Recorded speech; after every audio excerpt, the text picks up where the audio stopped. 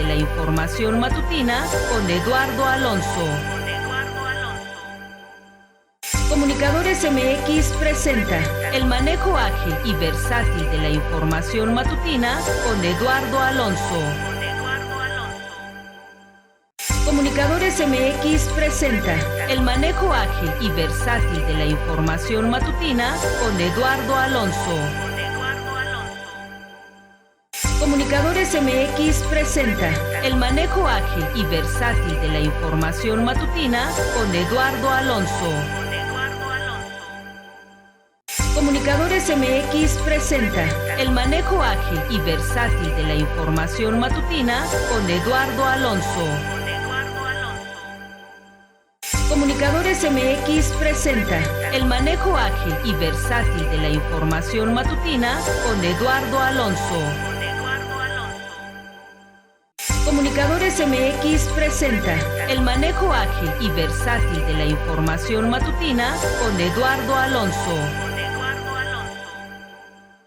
Comunicadores MX presenta el manejo ágil y versátil de la información matutina con Eduardo Alonso. Muy buenos días, 8 de la mañana con 2 minutos, por supuesto en este jueves 5 de diciembre de 2019, estamos en la recta final de este año y usted lo sabe, nos localiza en esta plataforma digital de Comunicadores MX. Esta señal y este estudio, este equipo de trabajo se ubica en el municipio de Metepec. Desde aquí se genera la señal del espacio que se llama La Sociedad, de lunes a viernes, todos los días de 8 a 8:30. Compartimos algunas charlas que tenemos con entrevistados que suponemos son de su interés, temas de coyuntura, caso Estado de México, por supuesto esta sociedad muy pujante y que siempre tiene cosas que decir en todos los ámbitos, el económico, el político, el social, en fin, así las cosas. Y agradable la mañana de este jueves, un cielo despejado y bastante agradable. Ya se huele, se siente todo lo que tiene que ver con pues época decembrina, todos de muy buen humor, todos con la pila puesta, todos ya en plan de fiesta y así debe de ser. Bueno, vámonos sin más preámbulo, vamos a tener unas charlas bastante interesantes. Les recuerdo, está en la recta final el proceso de elección de la dirigencia de los pensionados del ISEMIN. Hay proceso interno para elegir a sus dirigentes, está en vías de este. Vamos a platicar más adelante con uno de los aspirantes. También vamos a platicar con una periodista muy destacada de Mexicanos contra la Corrupción e Impunidad, un trabajo extraordinario que le da la revisión, a todo lo que tiene que ver con las organizaciones a nivel país que están gestionando recursos para el agro mexicano, en pocas palabras para los campesinos, pero que traen un doble filo. Traen ahí una jugada política, en sexenios anteriores fueron los consentidos porque se les destinaron una cantidad impresionante de recursos económicos. Bueno, es un trabajo extraordinario que se realiza por parte de Mexicanos contra la Corrupción e Impunidad. Vamos a estar platicando con ellos, pero en tanto vámonos a temas de coyuntura en una colaboración especial de una de las periodistas también muy destacadas de largo aliento, que tiene presencia aquí en el Valle de Toluca. Macrina nos toma la llamada y nos hace favor de hacer, ahora sí que de compartirnos esta información. Macrina, gracias por tomar la llamada. Hechos desafortunados que se registran en nuestro Valle de Toluca, por supuesto. Coméntanos, Macrina. Bueno, pues quiero comentarte que derivado del matrimonio entre un hombre de 45 años y una mujer de 15 años, el párroco de esta iglesia donde se efectuaba pues la boda, esta boda fue cancelada según reportes del párroco Álvaro Alanís Olivera. En la zona lamentó lo ocurrido debido a que las personas involucradas pues bueno, sí, fueron de cierta manera afectadas públicamente.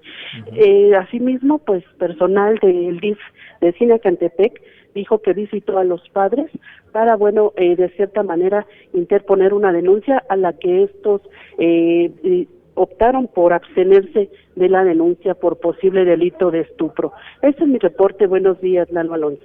Efectivamente, Macrina, te agradezco el reporte especial y fíjate que pongo en contexto a todos los que nos hacen favor de seguir esto que generó pero un verdadero revuelo en las redes sociales porque un señor de 45 años de edad iba a contraer matrimonio, obviamente permitido matrimonio por la Iglesia Católica, con una pequeña de 15 años.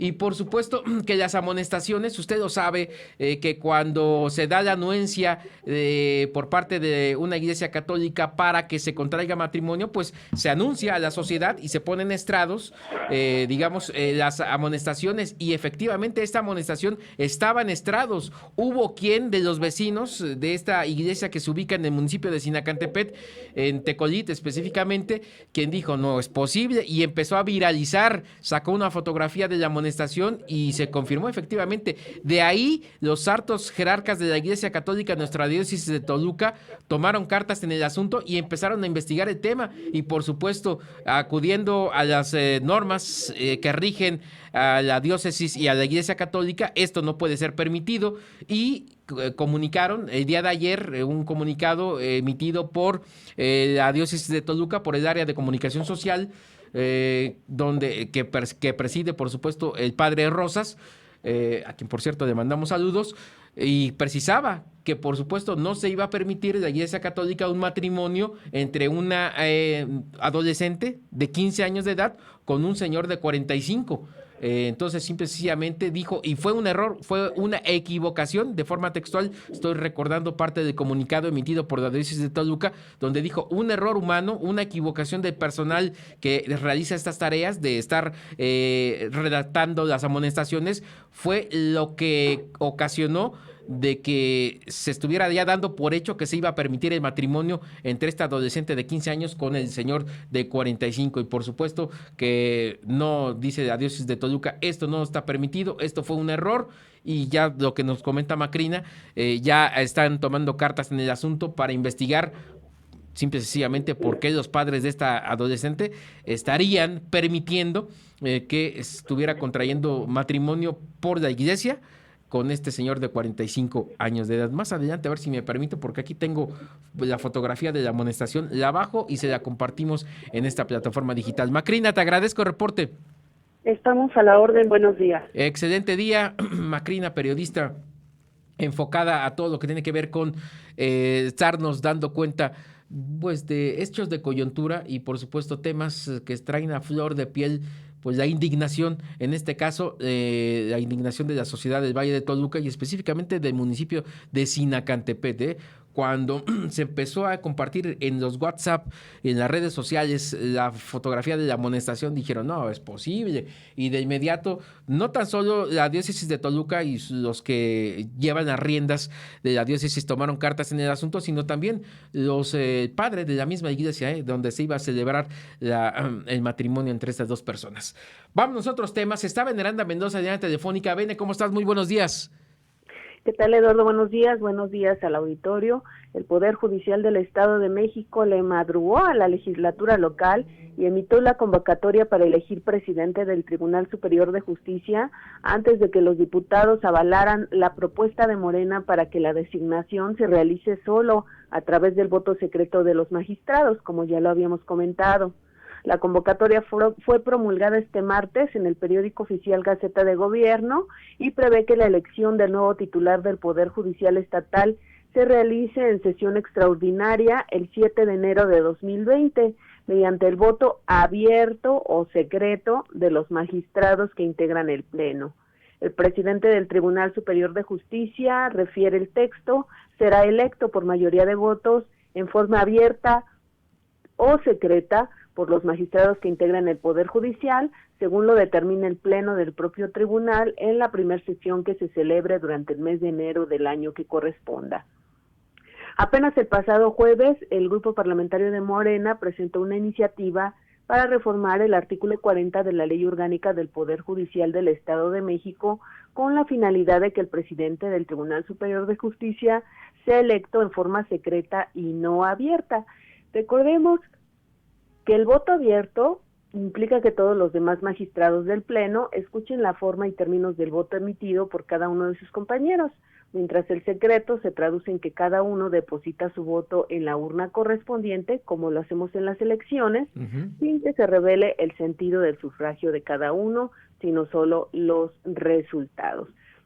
Y bueno, los diputados no se quisieron quedar atrás, y una vez emitida la convocatoria se emitió el martes, y el día de ayer dictaminaron en comisiones de forma favorable esta iniciativa, es decir, votaron por unanimidad, aunque los morenistas dispusieron un artículo especial en el que se establece que estas reglas aplicarán para el proceso 2020-2025, es decir, según los diputados, con este artículo podrá o deberá el Poder Judicial sujetarse y elegir al próximo presidente del tribunal bajo solamente la figura del voto secreto. Sin embargo, bueno, yo tendría de manera particular mis dudas en que este artículo pueda ser aplicable, pues recordemos que la ley no es retroactiva, pero bueno, vamos a ver, el día de hoy esta disposición pasará al Pleno, seguramente se replicará esta votación. Recordar que en este artículo especial para que aplique en la próxima elección de presidente del Tribunal Superior de Justicia fue rechazado, aunque por unanimidad en lo general la iniciativa se votó a favor, este artículo específico fue votado en contra por los partidos Revolucionario Institucional y Acción Nacional. Entonces veremos qué ocurre. En el Pleno seguramente se replicará también esta votación y en todo caso lo que podríamos esperar es un nuevo litigio jurídico, pero bueno, dado los tiempos, también se antoja complicado que se resuelva antes de que se lleve a efecto esta elección que ha sido convocada por lo pronto para el 7 de enero próximo, Eduardo. Entonces ya tenemos fecha, yo no tenía conocimiento que había fecha, pero es el 7 de enero donde se estará registrando esta primera sesión y en la cual son 60, pero ya he insistido aquí que 10 están por salir, no van a estar votando y 2 están en la escuela judicial. Entonces nos quedan un número de 48 magistrados que estarán teniendo que elegir a su presidente que se prolongará durante los próximos 5 años. Pero interesante el juego de poderes, ahora sí que el magistrado Sergio Medina Peñalosa, que en estos momentos es el titular del Poder Judicial del Estado de México, pues se les adelantó, ahora sí como tú bien lo comentaste, les madrugó a los diputados que modificaron la ley con el fin de que el voto fuera secreto. Y el voto fuera secreto porque se los aterrizamos de la siguiente manera a quien nos hace favor de seguir en esta plataforma digital, para que, en el entendido de que aquellos magistrados que optaran por una persona, hombre o mujer, que se estén postulando a esta posición de ser presidente del Tribunal Superior de Justicia, del Poder Judicial, no tuviera represalias, por decirlo así, administrativas o incluso hasta de carácter personal o políticas, que sí se dan, por supuesto, pues cuando tú te postulas a un cargo y en este cargo alguien dice abiertamente, pues yo no voté por ti, a la vuelta de la esquina, pues quizás esto le repercute, ¿no? Porque no se le brindan las oportunidades en los espacios que él buscaría. Estoy pensando al interior del Poder Judicial, quizás en tener una comisión a otro país o qué sé yo. Pero de cierta manera la modificación que hicieron los diputados de Morena era precisamente para que el voto fuera secreto. Y que tiene sus ambivalencias, ¿no? La otra cara de la moneda, y no tuvieran repercusiones, pero como bien tú lo comentas, la ley no es retroactiva, entonces difícilmente pudiera aplicarse voto secreto, como lo modificó Morena, los diputados de Morena, para la elección de enero del próximo presidente del tribunal. Vamos a ver, seguramente en las entrevistas que se tendrán con el mismo presidente del Poder Judicial, con los mismos diputados, pues también esta historia no acaba aquí, ¿verdad, Veneranda? Así es, y bueno, recordar que Ahora que refieres, interesante juego de poderes, ahora que lo refieres, también recordar que el Poder Legislativo ya había exhortado al Poder Judicial para reponer las convocatorias de elección de magistrados, 10 magistrados, y el Poder Judicial no lo hizo.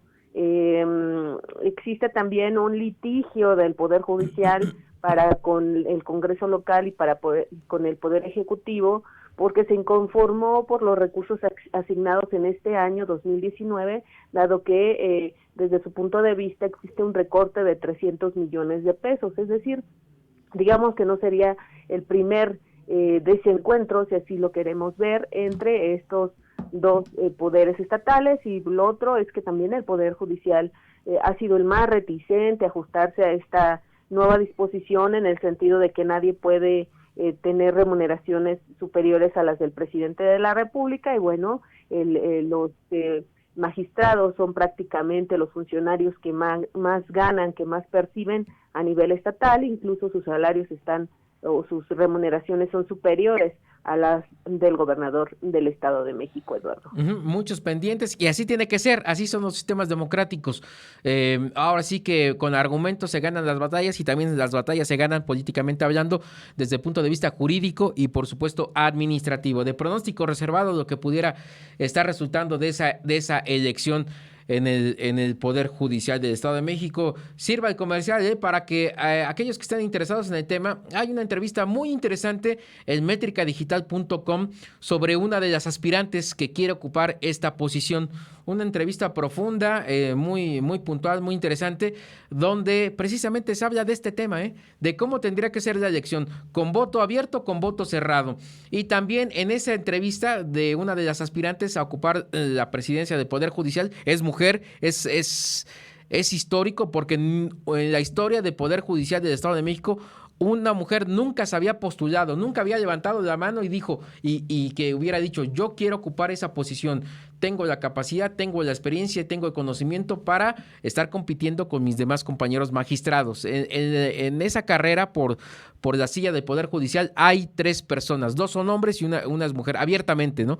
Pero en fin, ahí si quieren saber más del tema, échense un clavado ahí en métricadigital.com. Gracias, Veneranda, pásala bien.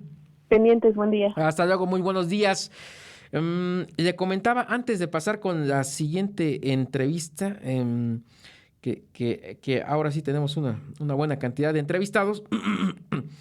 Le comparto parte del comunicado que emitió sobre el tema de la boda entre el adolescente, boda que se frustró, que no se realizó, por supuesto, pero que estaba en toda esa intención de que sí se realizara, boda de carácter religioso. Bueno, aquí le doy lectura, aparte del comunicado que emitió la diócesis de Toluca, y tomo uno de sus párrafos. El segundo párrafo. De acuerdo con la normatividad expresada en el Código de Derecho Canónico, que indica la forma de realizar la preparación y celebración de los sacramentos, el caso presentado no puede proceder porque atenta invalidamente el matrimonio por impedimento de edad de uno de los contrayentes. Y aquí cita el Código Canónico y nos remite al artículo 1083. En la parroquia donde se solicitó el sacramento se les notificó a los contrayentes, es decir, al adolescente de 15 años y al señor de 45 años, así como también a sus familiares, sobre esta disposición de la Iglesia Católica, por lo cual no se continuó con el proceso respectivo para celebrar el matrimonio. Sin embargo, por un descuido, y es el comunicado, por un descuido del personal de la oficina parroquial, se elaboró la amonestación o el exhorto matrimonial que dio motivo a esta confusión. Es parte del comunicado que emitió la diócesis de Toluca respecto a esta situación de la celebración de un matrimonio por la Iglesia Católica, que así se solicitó por los contrayentes, pero ¿cuál era la situación? Que era un adolescente de 15 años con un señor de 45 años. Y es cuando uno se pregunta, ¿dónde están parados? Sobre todo, ¿dónde está parado? No la menor, porque la menor al fin y al cabo es adolescente, está en crecimiento, en formación, en conocimiento. Sus padres, sus tutores, ¿en qué están pensando cuando están permitiendo que su pequeña de 15 años contraiga matrimonio con un señor de 45. Yo traía varias hipótesis, no sé si eso sea por intereses, si sea por dinero, por presión, por qué sé yo. Platicando con Macrina, que estuvo presente y platicó con el párroco de la iglesia, decía, y ya vamos con la siguiente entrevista, que ya está Ignacio Salgado ahí en la línea telefónica, pero me tomo 30 segundos. Me decía Macrina que la familia del adolescente era de muy escasos recursos, con todo lo que ello implica, de muy escasos recursos, que el adolescente, los padres del adolescente tenían una situación muy, muy particular en tema social y en tema económico, y que este sujeto con el que pretendía contraer matrimonio, de 45 años de edad, hasta donde ella tenía conocimiento de las cosas que pudo indagar, pues le estaba dando muchas facilidades, le estaba otorgando muchas situaciones a la familia y al adolescente. Entonces, híjoles, complicado, pero qué bueno que la diócesis de Toluca sale a través de este comunicado, y que es público. Métase en la página de la diócesis de Toluca y es público. Cualquiera le puede dar lectura de forma íntegra a este posicionamiento respecto a esto que generó un escándalo en el municipio de Zinacantepec y en el Valle de Toluca, diría yo, porque la nota incluso está ahí reportada en varios. Métase el portal de Alerta Toluca, también ahí se trae esta información ahí a profundidad. Bueno, vamos a otros temas. 8:23, está Ignacio Salgado. Gracias, Ignacio, por tomar la llamada. Muy buenos días. ¿Qué tal, señor Alonso? ¿Cómo está? Buenos días. Pues nada, en pocas horas vas a dar conferencia de prensa, de cierta manera, para estar dando lo que quiero entender es el cierre, ¿no?, de las aspiraciones para ocupar la máxima posición al interior de la Organización de Pensionados del INSEMIN. Efectivamente, el día de mañana haremos nuestro cierre y nuestro gran resumen. Ante todo, agradeciéndoles a todos los pensionados y pensionistas del Estado de México que nos hayan recibido y nos hayan escuchado las propuestas que la planilla blanca, que me honro en encabezar, les ha planteado. Hemos tenido, como resumen general, una gran aceptación. Ha impactado entre la comunidad votante el hecho de ser una planilla prácticamente nueva, una opción de cambio, de transformación, donde hemos recibido un sinnúmero de inconformidades, quejas, respecto fundamentalmente a 3 puntos: el desabasto de medicina, la falta de especialistas y lo largo que demora una consulta entre un médico general o familiar, como se conoce, y un especialista. Hemos recogido ese malestar, ese gran sentir de los pensionados de los 4 puntos de la geografía mexiquense, en el norte, en el sur, en el oriente, en el poniente. Ahorita vamos en camino a Ecatepec a nuestro cierre, a nuestro cuarto cierre regional, y mañana será el cierre general en la ciudad de Toluca. Un balance muy positivo, porque hemos observado la gran preocupación y sobre todo la participación de pensionados y pensionistas por elegir a la mejor opción, elegir a la planilla que les garantice expertise en el tema de la seguridad social, les garantice conocimientos y preparación por parte de quien me encabeza y sus integrantes de la misma. Ignacio Salgado, recuérdanos las fechas del proceso interno que tienen los pensionados del INSEMIN y que están convocados a las urnas, ahora sí que a las urnas, pero de su proceso interno del INSEMIN. ¿Y de qué horario a qué horario?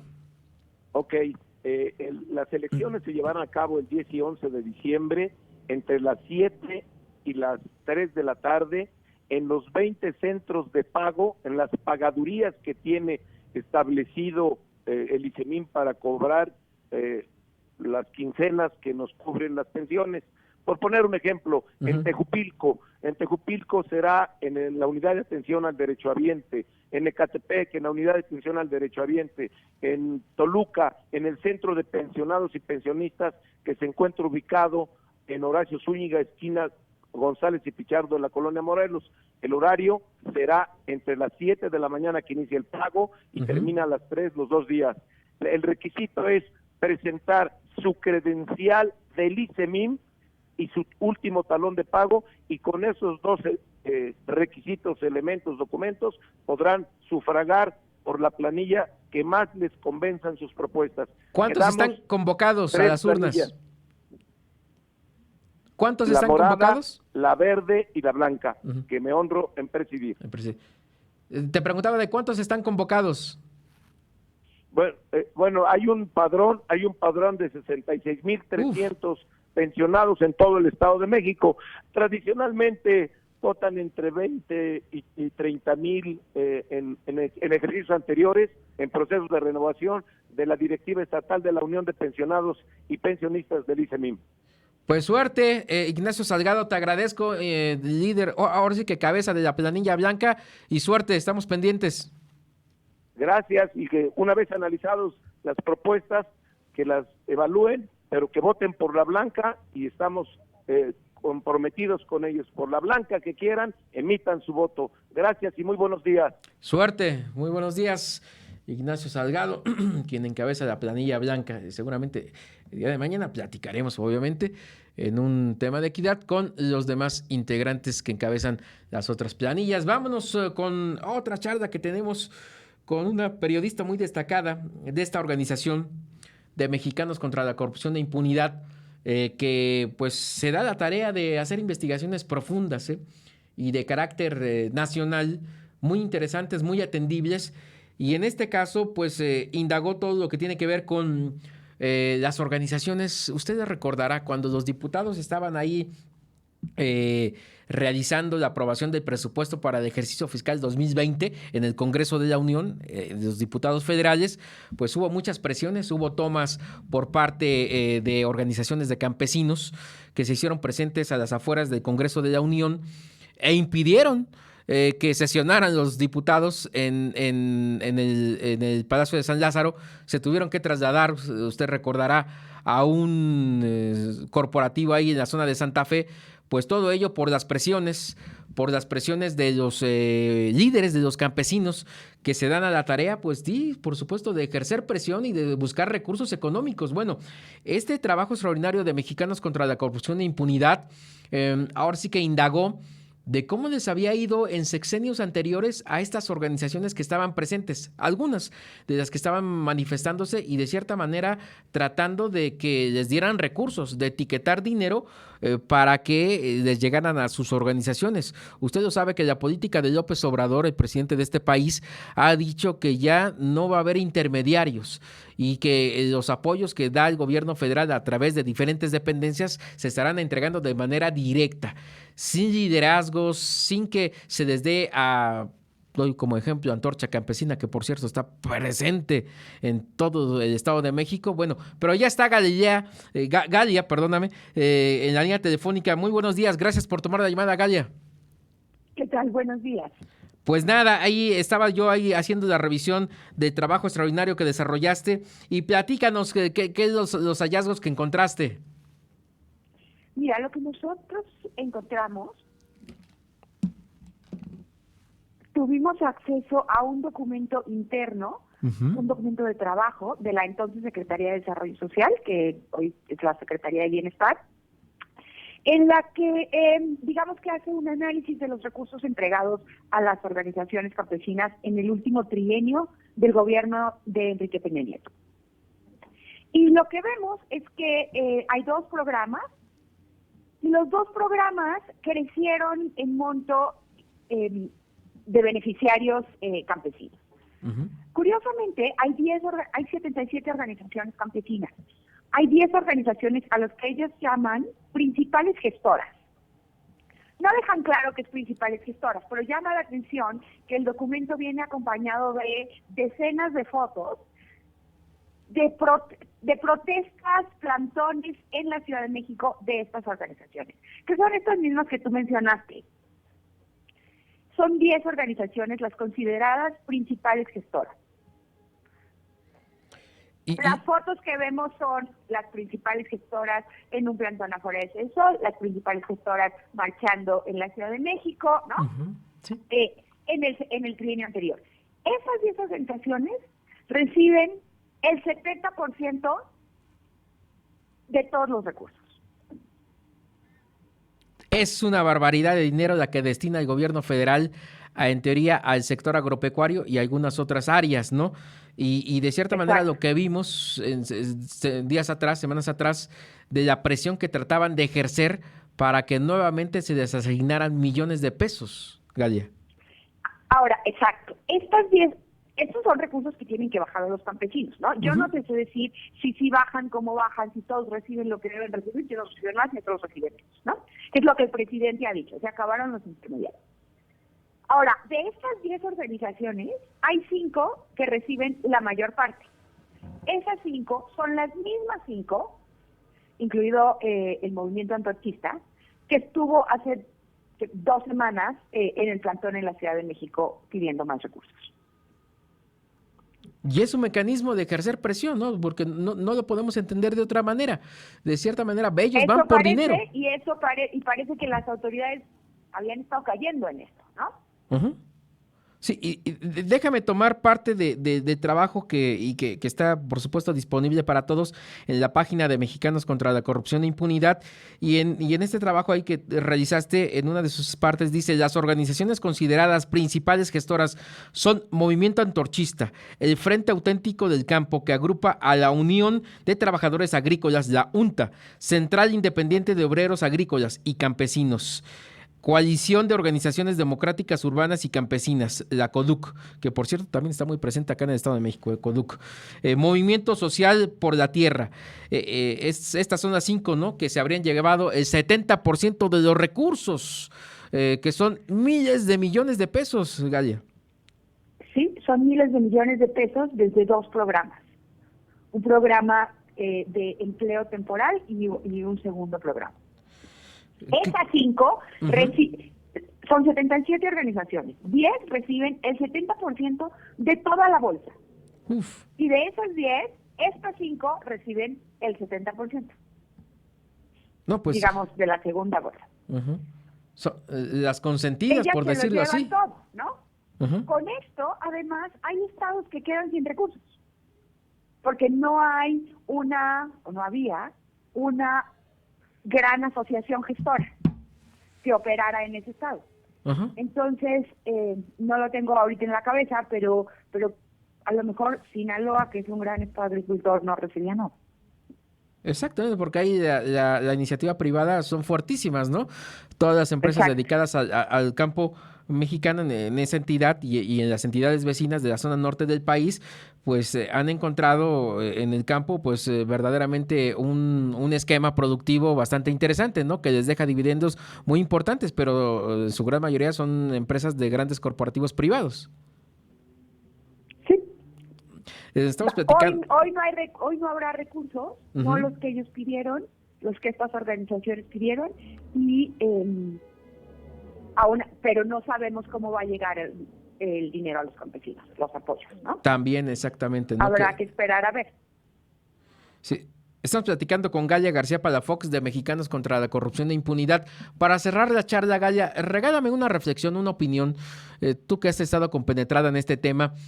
Si el mecanismo es el adecuado desde tu visión, que está realizando el gobierno federal, quitar a los intermediarios y de cierta manera estar brindando, siendo solidarios a través de todos nuestros impuestos, porque todos lo sabemos, el gobierno federal pues no saca de su bolsa, sino saca de la bolsa de todos los impuestos y es solidario con aquellos sectores donde se tiene que ser solidario. ¿Tú crees que este sea el mecanismo adecuado, la vía, digamos, estar quitando a las organizaciones? Es que los intermediarios no son un mal en sí mismo, ¿no? El problema es qué y cuáles intermediarios tenemos. Tenemos intermediarios que reparten a su antojo, que presionan a su antojo, que dejan a otros, ¿no?, sin recursos, o hay otros casos como la de, él les ha llamado intermediarios, yo no diría que son exactamente intermediarios, como las estancias infantiles, ¿no?, que ofrecen un servicio para las madres trabajadoras. Si a esos les llamamos intermediarios, como les llama él, pues yo creo que esos intermediarios deberían seguir existiendo, ¿no? Porque están dando un servicio a quien lo necesita, ¿no? Con recursos del Estado. Exactamente. Creo que el problema no son los intermediarios, sino el mecanismo que usan y pues habrá de intermediarios a intermediarios, ¿no? Habrá que ver cómo llegan estos recursos ahora al campo, si el Estado es capaz de llevarlo, pues, hasta el campesino, ¿no? Uh-huh. Pues, o si se va a atorar en algún lado. Ahora sí que Mexicanos contra la Corrupción e Impunidad siempre está muy atento a la operación, pues precisamente no solo de lo que hace o deja de hacer las instancias del gobierno federal y de otras entidades, sino también hay que voltear la mirada, y tú lo acabas de comentar muy bien, a los intermediarios, ¿no? Que desempeñen, ¿no? Al margen de que sean privados, sean asociaciones civiles, sean organizaciones no gubernamentales, pero también hay que estar volteando la mirada para ver su desempeño, ¿no? O sea, no satanicemos a los intermediarios. Uh-huh. Buen punto, interesante punto. Pues Galia, te agradezco que hayas tomado estos minutos de tu tiempo para tomarnos la llamada y si nos permites, pues seguimos atentos a lo que siempre comparte Mexicanos contra la Corrupción e Impunidad en su portal. Gracias, un abrazo. Excelente jueves, gracias. Bye. Galia García Palafox, integrante de ese equipo de trabajo y que por supuesto todo lo que comparten ahí no tiene desperdicio alguno desde el punto de vista informativo porque los hallazgos que hacen son muy empeñados en realizar investigaciones periodísticas y que tienen siempre hallazgos, cosas que quizás damos ya por hecho como este tipo de presencia masiva que se dio en la Ciudad de México por parte de líderes de organizaciones campesinas y que de cierta manera pues iban por una cosa iban por dinero, por los recursos que en años anteriores estaban acostumbrados a recibir a manos abiertas por parte de Sedesol, hoy Secretaría de Bienestar, y que simple y sencillamente la instrucción del presidente López Obrador dice no se estará dando dinero más a organizaciones campesinas que lo único que hacen es pues enriquecer a los líderes de esas asociaciones. Y hoy el presupuesto se estará destinando de manera directa a quien lo necesita. En este caso, pues a los campesinos. Y bien lo comentaba Galia, la gran incógnita es los mecanismos que se van a estar utilizando para hacerles llegar el apoyo, la solidaridad, ¿no? En este caso a los que se dedican al campo. 8:38, este espacio que se llama La Sociedad llegó a su conclusión. Les recuerdo que en este jueves, ¿cuál es la programación de esta plataforma digital? Al mediodía está Shikome Mazatle con Mexicanidad. A la 1 de la tarde, Luis Pantoja Ríos con su espacio de análisis. De 5 a 6, Eunice Ortega con Teachers y Corner. Y de 6 a 7 de la noche, Alejandra Zárate con Alternativa Sonora. Esto es lo que tenemos en esta plataforma digital. Nos escuchamos y nos vemos el día de mañana. Que tenga excelente jueves. Hasta luego.